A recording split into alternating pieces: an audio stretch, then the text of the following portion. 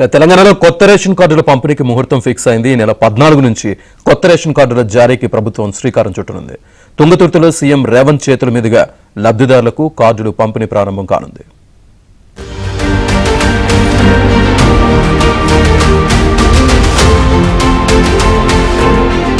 తెలంగాణలో రేషన్ కార్డుల కోసం ఎదురు చూస్తున్న వారికి శుభవార్త. వాయిదా పడిన కార్డుల పంపిణీ సోమవారం నుంచి జరగనుంది. తుంగతుర్తి నియోజకవర్గంలో రేషన్ కార్డుల పంపిణీ మొదలు పెట్టబోతున్నారు.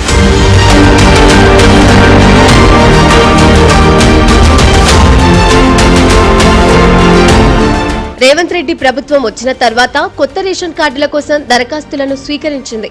ప్రజాపాలన, గ్రామ సభలు, ప్రజావాణి, మీ సేవ ద్వారా రేషన్ కార్డుల కోసం 25 లక్షల మంది దరఖాస్తులు చేసుకున్నారు. మరికొందరు మార్పులు చేర్పుల కోసం దరఖాస్తు చేసుకున్నారు. ఇంటింటి పరిశీలన చేసిన అధికారులు 13 లక్షల దరఖాస్తులకు సంబంధించిన పేర్లను చేర్చారు. 2,55,000 కుటుంబాలను కొత్త కార్డులకు అర్హులుగా నిర్ధారించారు. వీరికి 14న కొత్త కార్డు మంజూరు పత్రాలను అందజేయనున్నారు. రాష్ట్రంలో అర్హత ఉండే వాళ్ళందరికీ కూడా రేషన్ కార్డులు కానీ రేషన్ అర్హత ఉండే లెటర్లు కానీ 14వ తారీఖు మీ ఊరి నుంచి బయలుదేరుతున్నది, ప్రారంభంగా ఉన్నది.